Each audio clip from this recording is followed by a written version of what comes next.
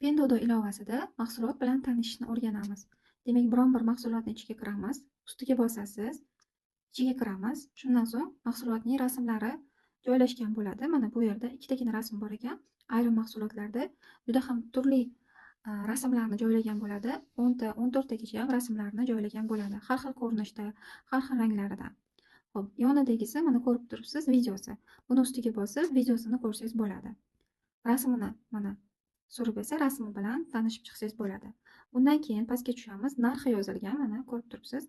Endi bularni tarjima qilamiz. Tarjima qilayotganda yoki tarjimon programmadan foydalanasiz yoki bo'lmasa Google tarjimon orqali foydalangan holda tarjima qilasiz. Buning uchun skrinshot qilib olasiz. Mana skrinshot qilib oldim. Xuddi shunaqa poyezdsga Google Translate deb yozib olasiz yoki Google переводчик desangiz ham chiqadi. Xo'p, shundan so'ng bizga shunaqa oyna ochiladi.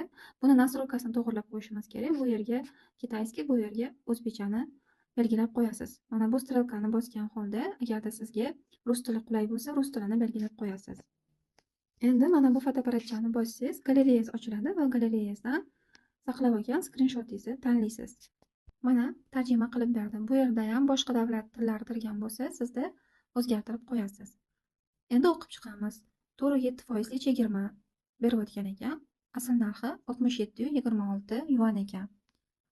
Zara ayollar poyabzali, balet poyabzali va yozgi 2025-model ekan. Hammasi haqida shunaqa ma'lumotlar berib qo'ygan.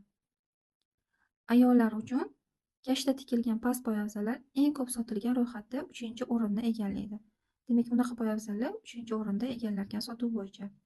Va mahsulotni qachon taxminiy yetkazib berish muddatini yozib qo'ygan va mana bu yerda ham o'rtacha 48 soat ichida yetkazib berishini ko'rsatib qo'ygan. 7 kun ichida sababsiz qaytarish mumkin deb yozilgan. Bu bizga tegishli emas, biz qaytara olmaymiz. Demak, xitoyliklar uchun tegishli.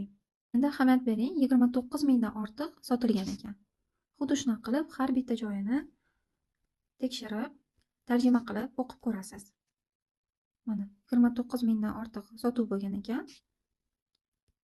Hozirda 5,5 yuan chegirma berayotgan ekan va 67,26 yuan narxi. Bu joylarni ko'rdik. Endi pastroqqa tushamiz. Bu joylarga ahamiyat bermaysiz. Bu olgan odamlarni kimlar olganini chiqarib beryapti platforma. Bu joyda odzivlar bo'ladi. Demak, 29 mingta sotuv bo'lgan ekan, 150 ta odam odziv qoldirgan ekan. Mana bu joyini bosib, to'liq odzivlarni ko'rib chiqasiz. Ustiga bosasiz. To'liq odzivlar mana bu strelkani bossangiz, hamma odzivlari ko'rinadi. Ya'ni tarjima qilib ko'rasiz bu joyini. Ya'ni sifatli tovar tanlash qoidalariga amal qilishimiz kerak. Buning uchun odzivlarni o'qib chiqishimiz kerak. Kamida 5-6 ta bo'lsa ham odzivlarni o'qib chiqishingiz kerak. Real rasmlarga e'tibor berishimiz kerak. Shu sababli rasmlarni ko'rib chiqasiz. Qanaqa kelgan, qanaqa holatda kelgan. Demak, Photoshop rasmlari emas, bizga olgan xaridorlarni rasmi muhim. Shuning uchun har bitta rasmni ustiga bosib, mana yaqinlashtirib ko'rasiz, chunki xaridorlar jo'natgan rasmlarda uni sifatini baholash mumkin, uni nuqsonlari ko'rinadi. Shu sababli real rasmlarni ko'rish muhim hisoblanadi.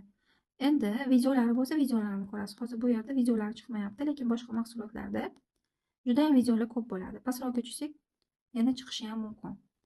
Qanaqa ko'rishni muhimi o'rganib oldingiz. Endi odzivlarni tarjima qilasiz. Ularni ham xuddi shunaqa skrinshot qilib, Google orqali xuddi shunaqa tarjima qilib, kamida 5-6 tasini o'qib ko'rasiz. Odzivlarning o'zi ham bo'limlarga bo'lib qo'yilgan, ko'ryapsiz. Arzonligi bo'yicha bildirilgan odzivlar, juda yaxshi sifatni baholaganlar 26 ta ekan, nozik mahorat deb nomlaganlar 50 ta ekan, juda yaxshi ko'rinish deb nomlagan odzivlar 23 ta ekan. Endi o'qib ko'ramiz. Kiyish juda ham qulay. Umuman olganda yaxshi, hajmi biroz bo'shashgandek tuyuladi. Bu yubka bilan yaxshi ko'rinadi, sifat ham yaxshi. Demak, yaxshi odziv bildirishgan. 41 razmerligidan olgan ekan bu xaridor. Xuddi shunaqa qilib har bitta odzivni o'qib ko'rasiz. Demak, mahsulotni odzivlari bilan tanishishni o'rganib oldingiz. Endi X ni bosib chiqib ketamiz. Pastroqqa tushsangiz, magazin chiqadi. Mana shu mahsulotning magazini hisoblanadi. Magazindagi muhim narsa bizga reytingi hisoblanadi. 4,5 yulduzchali reytingi bor ekan. Demak, bu reyting dastavkasiga, mahsulot sifatiga, mijozlar bilan muomala madaniyatiga qarab, hammasiga qarab baholangan bo'ladi. 4,5 va undan baland demak reyting egasi magazinlar yaxshi bo'ladi. Bemalol bu magazindan mahsulot xarid qilsangiz bo'ladi. Pastidagilar esa shu magazinni boshqa tovarlar hisoblanadi.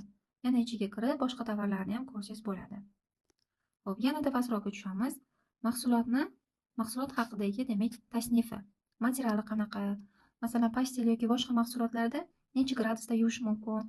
Hammasi haqida ma'lumot berib qo'yilgan bo'ladi. Bularni hammasini tarjima qilib o'qib ko'rasiz o'zingiz. Yanada pastroqqa tushsangiz, demak, mahsulotni rasmlari katta fonda, hammasini har bir detallarini